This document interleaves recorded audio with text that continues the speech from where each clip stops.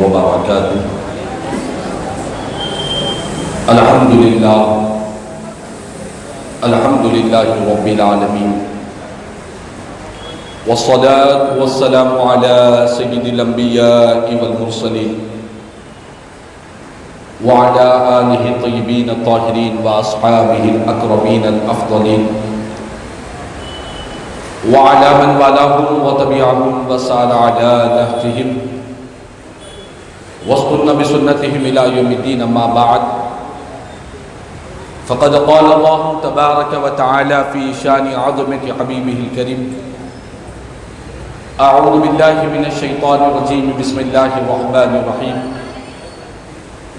إن الله وملائكته يصلون على النبي يا أيها الذين آمنوا صلوا عليه وسلموا تسليما. اللهم صل على سيدنا مولانا محمد وعلى آل سيدنا مولانا محمد وبارك وسلم صلاة وسلاما عليك يا سيدي يا حبيبي يا رسول الله صلی اللہ تعالی علیہ وسلم.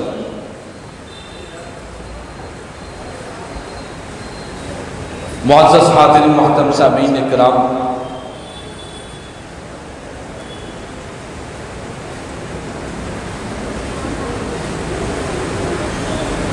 آئیے آج کے اس 90 سالانہ جلسہ حقانیت و شہادت امام علی مقام حضرت سیدنا امام حسین رضی اللہ تعالیٰ عنہ کے اس عظیم جلسے میں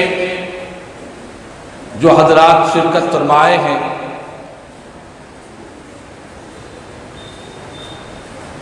ہم تمام مل کر ایک مرتبہ محبت اور عقیدت کے ساتھ حضور آقا نامدار سرور کون و مکہ سارے عالمین کے مختار، مدینے کے تاجدار، مکے کے سردار، سید الابرار جناب احمد مصطفیٰ محمد مصطفیٰ صلی اللہ تعالی علیہ وسلم کی بارگاہ میں ایک مرتبہ محبت اور عقیدت کے ساتھ بآواز بلند درود و سلام کا نذرانہ پیش کر لے. اللہم صلی علی سیدنا مولانا محمد وعلی آل سیدنا مولانا محمد وبارک وسلم صلاۃ و سلام علیک یا سیدی یا حبیبی یا رسول اللہ صلی اللہ تعالی علیہ وسلم. شہر نشین پر رونق افروز قابل احترام حضرت مولانا سید معین الدین قادری شرفی صاحب، امام و خطیب مسجد مصطفیٰ، اور محترم مقام جناب امجد صاحب خطیب مسجد امیر حمزہ رضی اللہ تعالیٰ عنہ، اور دیگر ثناءخوان مصطفیٰ اور حاضرین محفل، اللہ تبارک و تعالیٰ کا بے انتہا شکر ہے کہ اللہ تعالیٰ نے ہم تمام کو ایسی حق جماعت یعنی اہل سنت والجماعت میں پیدا فرمایا ہے کہ جس جماعت میں اللہ اور اس کے رسول کی محبت کے ساتھ ساتھ ان سے نسبت رکھنے والی ہر چیز سے محبت کا پیغام دیا جاتا ہے، ان سے نسبت رکھنے والی ہر شے سے ادب اور احترام کا پیغام دیا جاتا ہے. آج ہم جس جلسہ شہادت امام حسین رضی اللہ تعالیٰ عنہ میں شریک ہے، یہ جلسہ الحمدللہ 1 سال 2 سال سے نہیں بلکہ 9 سال سے یہ جلسہ پابندی کے ساتھ اسی محلے حبیب نگر میں بڑی عقیدت اور احترام کے ساتھ حسین اعظم کا جب یہ مہینہ آتا ہے، عشاقان اہل بیت غلامان حسین اپنی اپنی عقیدتوں اور محبتوں سے اس عظیم جلسے کا انعقاد عمل میں لاتے ہیں. ایک عاشق صادق نے کیا خوب کہا، کیا صرف مسلمان کے پیارے ہیں حسین؟ کیا صرف مسلمان کے پیارے ہیں حسین؟ چرخ نوع بشر کے تارے ہیں حسین۔ انسان کو بیدار تو ہو لینے دو، انسان کو بیدار تو ہو لینے دو، ہر قوم پکارے گی ہمارے ہیں حسین، ہر قوم پکارے گی ہمارے ہیں حسین۔ حسین اعظم اور کربلا کا پیغام ایک ایسا عظیم پیغام ہے، ایک ایسا عظیم درس ہے کہ کربلا والوں سے درس حاصل کرنے والوں میں، کربلا کے شہیدوں سے درس، سبق، عبرت، نصیحت حاصل کرنے والوں میں صرف مسلمان ہی نہیں ہیں، بلکہ بہت سے غیر مسلم کافروں نے بھی کربلا سے فیض حاصل کیا ہے۔ بہت سے غیر مسلموں نے، بہت سے اسلام نہ ماننے والوں نے بھی حسین اعظم کی زندگی کو اپنے لیے ایک اسوہ بنایا ہے، اور میرے مولا حسین کی زندگی کو اپنے لیے نمونہ قرار دیا ہے۔ ایک ہندو شاعر نے کہا، غیر مسلم شاعر نے کہا، اس قدر رویا میں سن کر داستان کربلا۔ مسلمان نہیں ہے، غیر مسلم ہے، اس نے کربلا کے واقعے کو سن کر ایک شعر کے انداز میں کہتا ہے کہ اس قدر میں رویا سن کر داستان کربلا، میں تو ہندو ہی رہا آنکھیں حسینی ہو گئی، میں تو ہندو ہی رہا آنکھیں حسینی ہو گئی۔ یعنی حسین اعظم کی زندگی نے میری آنکھوں کو کھول دیا، اور حسین کے کربلا کو سن کر میری آنکھوں سے اشکیں رواں ہو چکی ہے۔ تو بہرحال کربلا ایک عظیم درسگاہ ہے، اس درسگاہ سے یہ پیغام ملتا ہے، یہ درس ملتا ہے کہ ایک بندہ مومن اپنی زندگی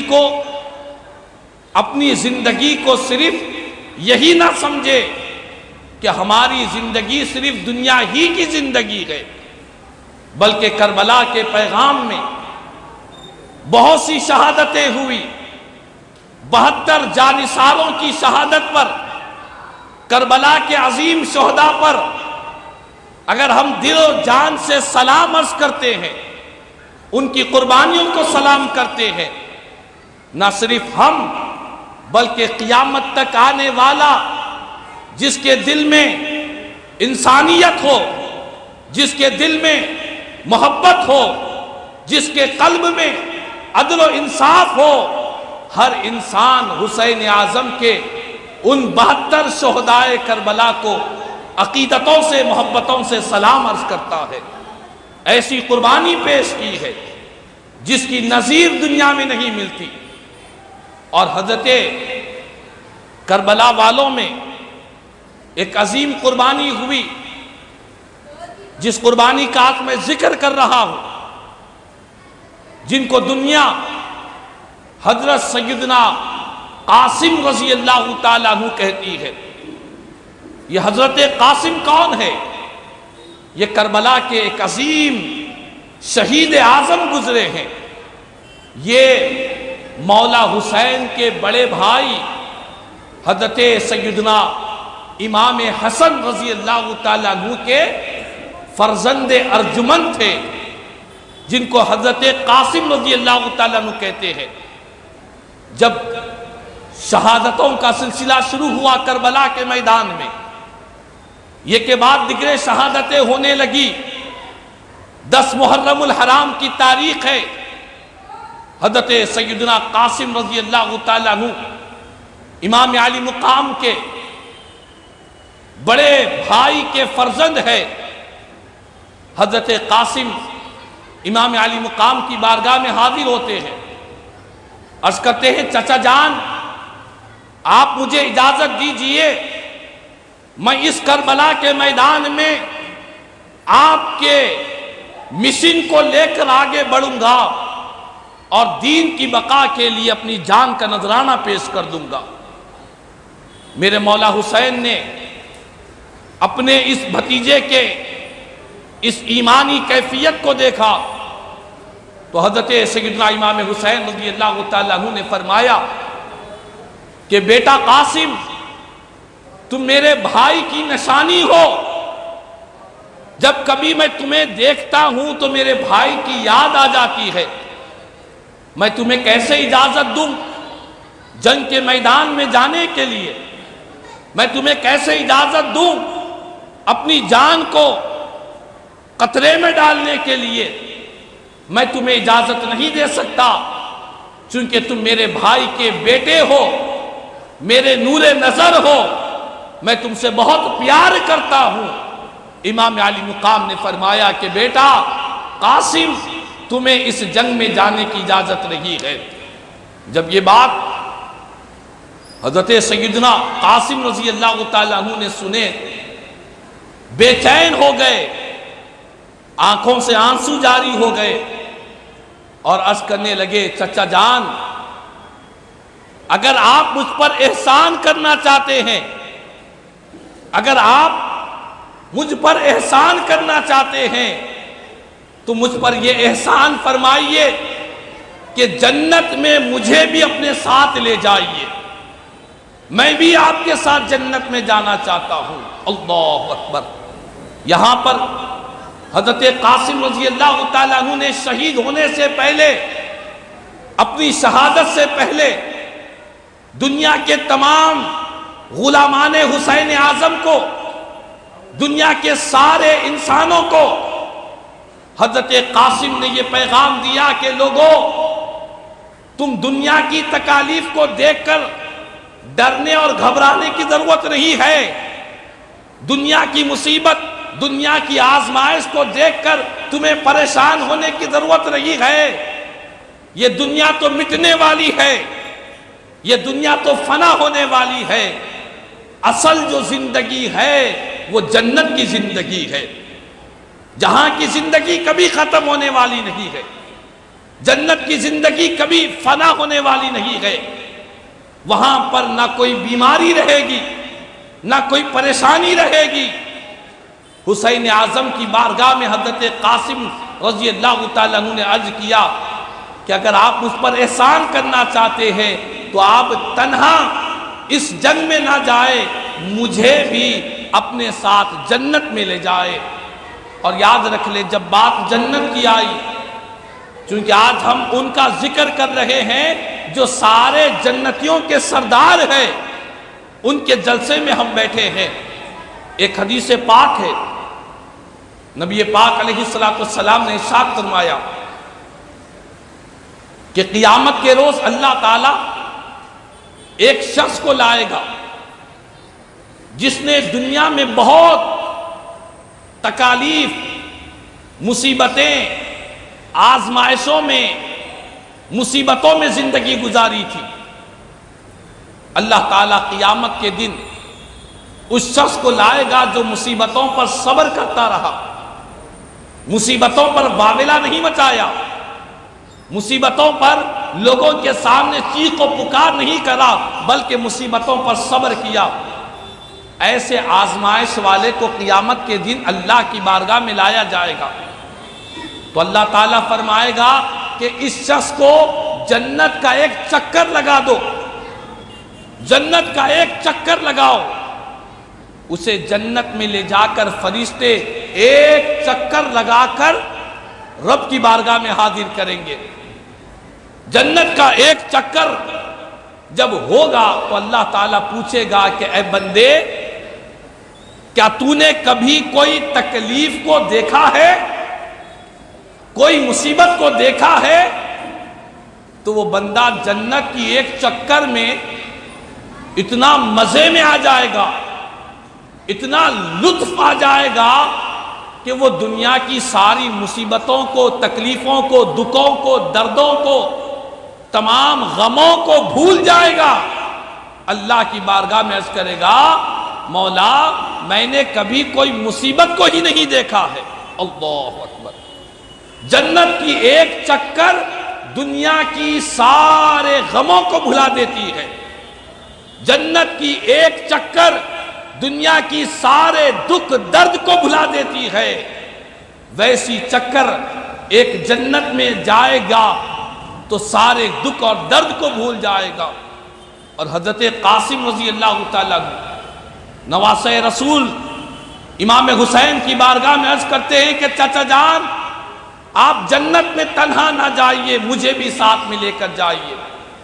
اس کے بعد حضرت قاسم رضی اللہ تعالیٰ جب اپنی محبتوں کا اظہار کرتے ہیں تو مولا حسین انہیں اجازت دیتے ہیں کہ تمہیں اس جنگ میں جانے کی اجازت ہے۔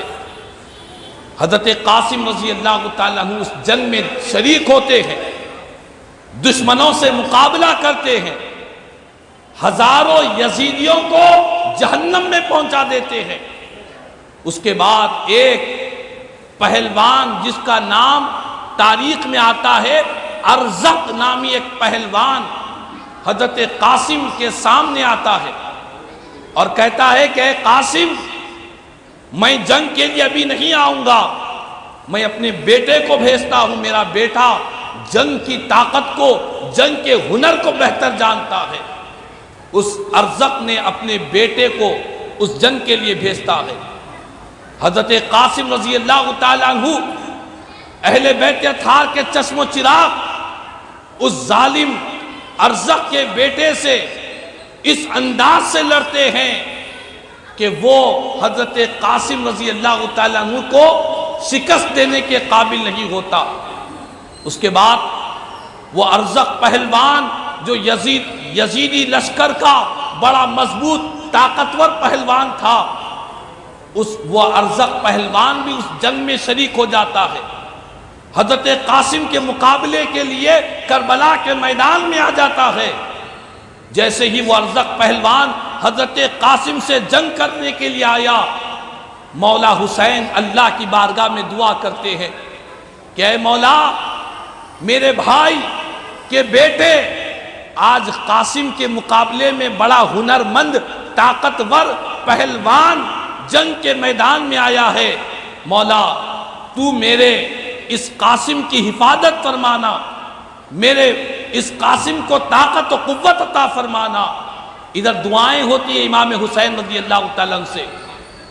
بالآخر جب ارزق پہلوان میں اور حضرت قاسم رضی اللہ تعالیٰ عنہ میں جنگ ہونے لگتی ہے، دوران جنگ حضرت قاسم رضی اللہ تعالیٰ عنہ کو رسول پاک کی ایک حدیث یاد آ جاتی ہے۔ اللہ اکبر! دیکھیں آپ کیا کربلا والوں نے پیغام دیا کہ دکھ ہو، مصیبت ہو، تکلیف ہو، ہر وقت رسول پاک کی احادیث کو اپنے پیش نظر رکھنا چاہیے، حضور کے فرامین کو اپنے پیش نظر رکھنا چاہیے، مدینے والے آقا کے احکامات کو اپنے سامنے رکھے۔ حضرت قاسم رضی اللہ تعالیٰ عنہ جنگ کا میدان ہے، دشمن سے مقابلہ ہو رہا ہے، سامنے تلوار ہے، سامنے بڑا مضبوط پہلوان ہے۔ قربان جائے حضرت قاسم رضی اللہ تعالیٰ عنہ کے ایمان کی کیفیت پر کہ اس جنگ کے دوران رسول پاک علیہ السلام کی ایک حدیث یاد آتی ہے۔ وہ حدیث پاک کیا ہے؟ میرے آقا نے ارشاد فرمایا کہ جھوٹ بولنا یہ ایک مومن کے لیے، ایک مسلمان کے لیے کبھی بھی جائز نہیں ہے۔ ہاں، مدینے والے آقا نے فرمایا کہ اگر دشمن سامنے ہے، مقابلے کے لیے ہے، ہاتھ میں تلوار لیا ہوا ہے اور تم کو قتل کرنا چاہتا ہے، تو ایسے جنگ کے میدان میں میرے آقا نے جھوٹ بولنے کی اجازت دی ہے۔ واقعے کے خلاف کوئی بات کہنے کی حضور نے اجازت دی ہے۔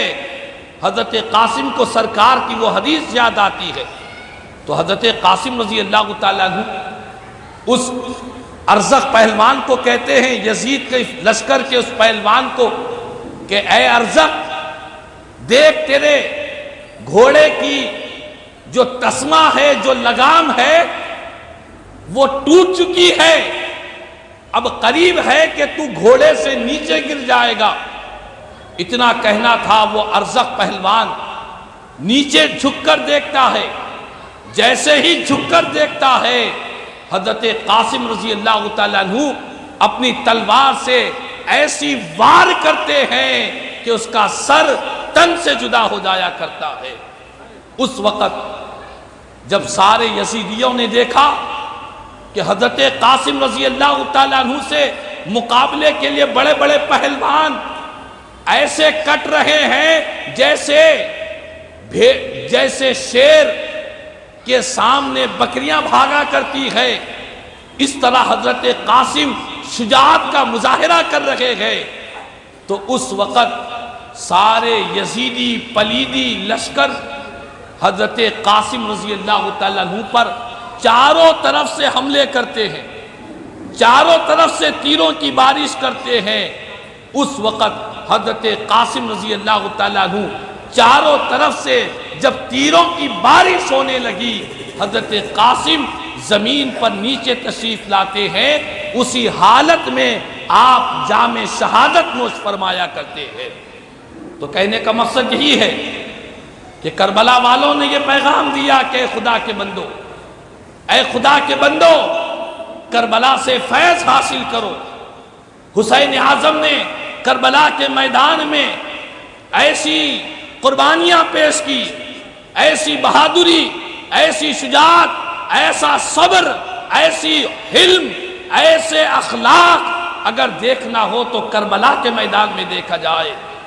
جس وقت حسین اعظم شہید ہوئے، تاریخ اور سیرت کی کتابوں میں لکھا ہے کہ حسین اعظم شہادت کے وقت اللہ کی بارگاہ میں سجدہ کرتے ہوئے جام شہادت نوش فرمایا۔ سجدے کی حالت میں، حالت سجدہ میں آپ نے شہید ہوئے۔ ایک عاشق صادق نے کہا، سجدے سبھی نے کیے، اے حسین تیرا نیا انداز ہے۔ سجدے سبھی نے کیے، اے حسین تیرا نیا انداز ہے۔ تو نے وہ سجدہ کیا جس پر خدا کو ناز ہے، تو نے وہ سجدہ کیا جس پر خدا کو ناز ہے۔ مٹی میں مل گئے ارادے یزید کے، مٹی میں مل گئے ارادے یزید کے، لہرا رہا ہے آج بھی پرچم حسین کا، حسین کا پرچم آج بھی لہرا رہا ہے۔ آج بھی لوگ حسین کا نام سنتے ہیں تو دلوں میں ہمت پیدا ہوتی ہے، ایمان کی کمزوری ختم ہوتی ہے، ایمان میں طاقت اور قوت اللہ تعالیٰ عطا فرماتا ہے۔ اور یزید کیا ہو گیا؟ وقتیہ طور پر مولا حسین کو شہید تو کیا، لیکن شہادت کے بعد کیا اسے اطمینان کی زندگی مل گئی؟ نہیں، شہادت کے بعد یزید کا انجام انتہائی برا ہوا۔ دنیا نے دیکھا کہ چند سالوں میں سارے ظالم یزیدی دنیا میں بھی ذلیل و خوار ہوئے، دنیا میں بھی عبرت کی موت ان کو نصیب ہوئی، اور آخرکار وہ تباہی کی طرف، بربادی کی طرف گئے۔ کبھی انہیں چین اور سکون کی نیند تک اللہ نے عطا نہیں فرمایا۔ کربلا کے میدان سے دو چیزیں ہم کو ملتی ہے، ایک ظالم یزید کا کردار ملتا ہے، اور ایک طرف مولا حسین کا کردار ملتا ہے۔ دنیا میں جو خوبی، جو کمال اگر آپ دیکھنا چاہتے ہیں، آپ کو کربلا کے میدان میں ہر خوبی نظر آئے گی، ہر کمال نظر آئے گا۔ اخلاق دیکھنا ہو تو کربلا کے میدان کو دیکھ لو، صبر دیکھنا ہو تو کربلا کے میدان کو دیکھ لو، بہادری اور شجاعت دیکھنا ہو تو کربلا کے میدان کو دیکھو۔ حق کے لیے آواز کو بلند کرنا دیکھنا ہو تو کربلا کے میدان کو دیکھو۔ دین کے لیے، اسلام کے لیے اپنی جان، مال، عزت، آبرو سب کچھ قربان کرنا اگر دیکھنا ہو تو کربلا کے میدان کو دیکھ لو۔ حسین اعظم نے کربلا کے میدان میں ایسا ایسا درس دیا، ایسا ایسا پیغام دیا کہ رہتی دنیا تک لوگ جب بھی مصیبت میں، تکلیف میں، آزمائشوں میں آئیں گے، جب بھی ظالم ظلم کریں گے، اگر کامیابی چاہتے ہو تو حسین اعظم کے مشن کو، ان کے کردار کو اپناؤ، اللہ تعالیٰ کامیابیوں سے سرفراز عطا فرمائے گا۔ اسی لیے کہا گیا قتل حسین اصل میں مرگ یزید ہے، قتل حسین اصل میں مرگ یزید ہے۔ اسلام زندہ ہوتا ہے ہر کربلا کے بعد، اسلام زندہ ہوتا ہے ہر کربلا کے بعد، اور یہی پیغام میرے حسین اعظم نے دنیا کو دیا۔ اور یہی نہیں، حسین اعظم نے کربلا کے میدان میں جس وقت ظالموں نے آپ کے تمام گھر کے افراد کو شہید کر دیا، ننھے علی اصغر شہید ہو گئے، علی اکبر شہید ہو گئے، حضرت قاسم شہید ہو گئے، مسلم بن عقیل شہید ہو گئے، ان کے چھوٹے بچے حضرت محمد اور حضرت ابراہیم شہید ہو گئے۔ تمام شہادتوں کے بعد حسین اعظم جب کربلا کے میدان میں دشمنوں کے سامنے آئے تو آپ نے ایک ہی جملہ فرمایا کہ اگر تم مجھ سے لڑنا چاہتے ہو، مجھے قتل کرنا چاہتے ہو، تو آپ نے فرمایا پہلا وار، پہلی تلوار میں جب تم سے مقابلے کے لیے آؤں تو پہلا وار میں نہیں کروں گا، تم مجھے وار کرو، تم مجھ پر تلوار اٹھاؤ، میں اپنی حفاظت کے لیے تلوار کا استعمال کروں گا۔ جب یہ بات یزیدیوں نے سنا تو کہنے لگے اے حسین کیا بات ہے، تم پہلی بار پہلا تلوار تم کیوں نہیں اٹھانا چاہتے ہو؟ ہم تو سوچ رہے تھے، دنیا تو یہ دیکھ رہی تھی کہ حسین جب کربلا کے میدان میں آئیں گے تو غصے کی وجہ سے جلال میں آ کر علی اصغر کی شہادت کا بدلہ لیں گے، علی اکبر کی شہادت کا بدلہ لیں گے، اپنے 72 جانثاروں کی جو شہادتیں ہوئی ہے ہر ایک شہادت کے بدلے کے لیے حسین جوش میں، جذبے میں آ کر اپنی تلوار سے گردنوں کو کاٹ دیں گے۔ ساری دنیا تو یہ سوچ رہی تھی، لیکن مولا حسین کہہ رہے ہیں کربلا کے میدان میں اے ظالم یزیدیو، میں تمہارے خلاف تلوار نہیں اٹھاؤں گا، پہلا وار تم کرو، تمہارے وار کے جواب میں اپنی جان کی حفاظت کے لیے میں تلوار کا استعمال کروں گا۔ پوچھا گیا کہ حسین وجہ کیا ہے؟ قربان جائے مولا حسین نے جو جواب کربلا کی اس تپتی ہوئی ریت سے، کربلا کے اس صحرا سے مولا حسین نے جو جواب دیا، آج اگر امت مسلمہ حسین اعظم کے اس جواب کو اپنا لے گی، قسم بخدا یہ جو قتل و غارت گری کے واقعات، یہ لڑائی جھگڑے کے واقعات، یہ دشمنوں کے ساتھ چھوٹی چھوٹی بات پر ایک دوسرے کی سروں پر پتھریں ڈال کر ایک دوسرے کو جو ہلاک کیا جا رہا ہے، یہ سارے قتل و غارت گری کے واقعات ختم ہو جائیں گے۔ میرے حسین اعظم نے جواب دیا کہ سنو، میں تلوار اس لیے نہیں اٹھانا چاہتا ہوں کہ مجھے شرم آ رہی ہے کہ میں اپنے نانا جان کی امت کے خلاف تلوار اٹھانے میں مجھے حیا محسوس ہو رہی ہے۔ اللہ اکبر! قربان جاؤ حسین اعظم کے اخلاق پر، قربان جائے حسین اعظم کے کردار پر۔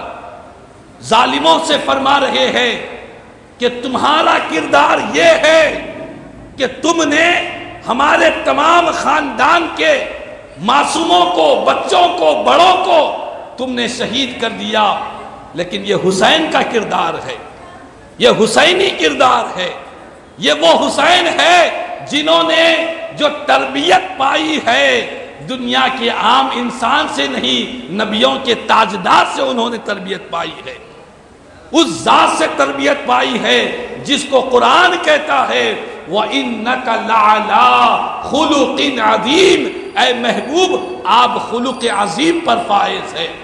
حسین اعظم نے فرمایا کہ میں تلوار نہیں اٹھاؤں گا، جب تم وار کرو گے تو اپنی حفاظت کے لیے میں تلوار کا استعمال کروں گا۔ اور دنیا نے دیکھا حسین اعظم کے اتنے عظیم اخلاق کے باوجود بھی ان ظالم یزیدیوں اور ان جہنمیوں، ان دوزخیوں پر کسی طرح کا کوئی اثر نہیں ہوا، بلکہ وہ حسین اعظم پر وار کرنے لگے، حملہ کرنے لگے۔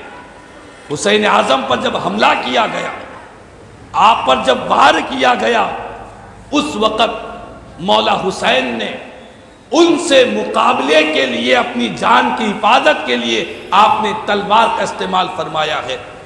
تو بہرحال کہنے کا مقصد یہی ہے، آج ہم نے کربلا کو اور حسین اعظم کے ذکر کو، ان کے تذکرے کو بس ایک رسم و رواج کے طور پر بنا لیا ہے۔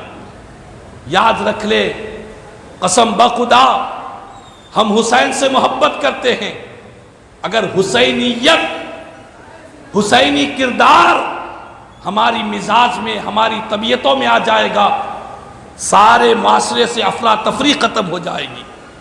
یہ معاشرے کے اندر جتنی افراتفری مچلی ہوئی ہے، جتنی برائیاں پیدا ہو چکی ہے، جتنی ظلم و زیادتیاں ہو رہی ہے، جتنے قتل و غارت گری کے واقعات ہو رہے ہیں، جتنے خودکشی کے واقعات ہو رہے ہیں، معاشرے میں جتنے ظلم اور زیادتی کے واقعات ہو رہے ہیں، یہ صرف اور صرف کربلا سے دوری اور حسینیت سے دوری، حسین اعظم کے مقصد سے دوری کے باعث یہ تمام افراتفری کا ماحول پیدا ہوا ہے۔ اگر ہم آج بھی سچے حسینی بن جائیں گے، اگر ہم آج بھی حسین اعظم کے سچے غلام بن جائیں گے، ان کے سچے وفادار بن جائیں گے، ان کے نام لیوا بن جائیں گے، زبان سے نہیں بلکہ کردار سے، صرف زبان سے نہیں اپنے عمل سے، اپنی مزاج و طبیعت میں حسینیت اگر داخل ہو جائے گی، قسم بخدا ہم یہاں بھی کامیاب رہیں گے، وہاں بھی کامیاب رہیں گے۔ افضل ہے کل جہاں میں گھرانہ حسین کا، نبیوں کا تاجدار ہے نانا حسین کا، ایک پل کی تھی حکومت بس یزید کی، صدیاں حسین کی ہے زمانہ حسین کا۔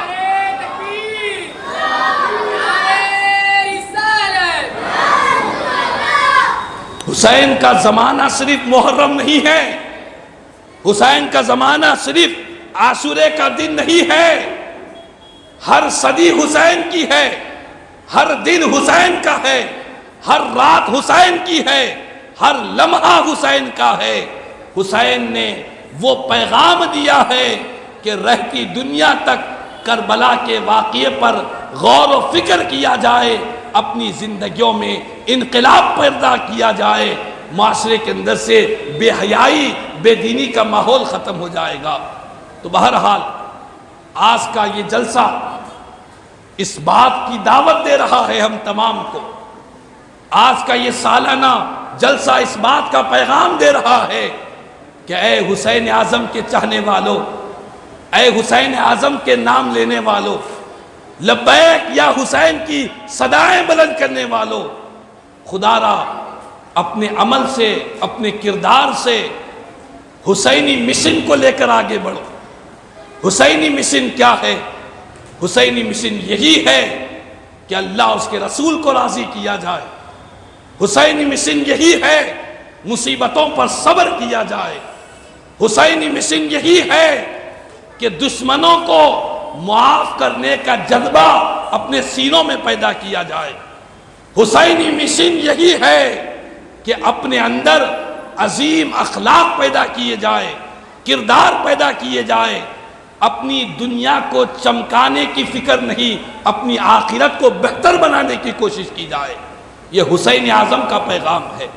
یہ اس آج کے جلسے سے ہمیں یہ پیغام لے کر یہاں سے اٹھنا ہے۔ اسی لیے آج کا یہ جلسہ منعقد کیا گیا تاکہ بتلایا جائے کہ مولا حسین کی شہادت کیسی ہے، ان کی عظمت کیسی ہے، ان کا مقام کیسا ہے، ان کی رفعت و بلندی کیسی ہے، اور ان کا عمل، ان کا اخلاق، ان کے کردار کتنے بلند و بالا ہے۔ میں مبارکباد دوں گا ہمارے اس جلسے کے منتظمین کو، اور بالخصوص ہمارے محترم شفیع بھائی کو، کہ جو بڑی عقیدت و احترام سے ہر سال پابندی کے ساتھ یہ جلسہ یہاں پر منعقد کرتے ہیں۔ اہلیان محلہ حبیب نگر، ریاست نگر، معین باغ اور دیگر اطراف اکناف سے جتنے ہمارے بھائی آئے ہیں، ان سب کو مبارکبادی دوں گا کہ اس جلسے کے انعقاد پر، اور آپ تمام سے گزارش ہے کہ اطمینان سے بیٹھے رہے۔ عظیم الشان خطابات ابھی سماعت کرنا باقی ہے۔ حضرت علامہ مولانا مفتی سید ضیاء الدین نقشبندی صاحب شیخ الفقہ جامع نظامیہ عنقریب تشریف لانے والے ہیں۔ حضرت کا ایمان افروز خطاب ہوگا۔ ان کے بعد آفتاب خطابت ڈاکٹر سید محمود صفی اللہ حسینی المعروف حضرت وقار پاشا صاحب دامت برکاتہم العالیہ کا خصوصی خطاب ہوگا۔ اللہ تعالیٰ سے دعا ہے کہ اللہ تعالیٰ ہم سب کو آج کے اس جلسے میں جتنے حاضر ہیں، اور جو لوگ اپنے گھروں میں بیٹھ کر سن رہے ہیں، اور جو خواتین پردے میں سماعت کر رہی، مولا ہم تمام کو حسین اعظم کے پیغام کو، اور ہم تمام کو کربلا والوں کا صدقہ نصیب فرما دے، اور کربلا والوں کا فیض نصیب فرمائے۔ حسین اعظم کی محبت، اہل بیت اطہار کی محبت، پنجتن پاک کی محبت، ان کا ادب احترام اللہ تعالی ہمارے سینوں میں پیدا فرمائے۔ کہنے سننے سے زیادہ مجھے اور ہم تمام کو عمل کی توفیق عطا فرمائے۔ آمین ثم آمین۔ الحمدللہ رب العالمین وما علینا الا البلاغ المبین۔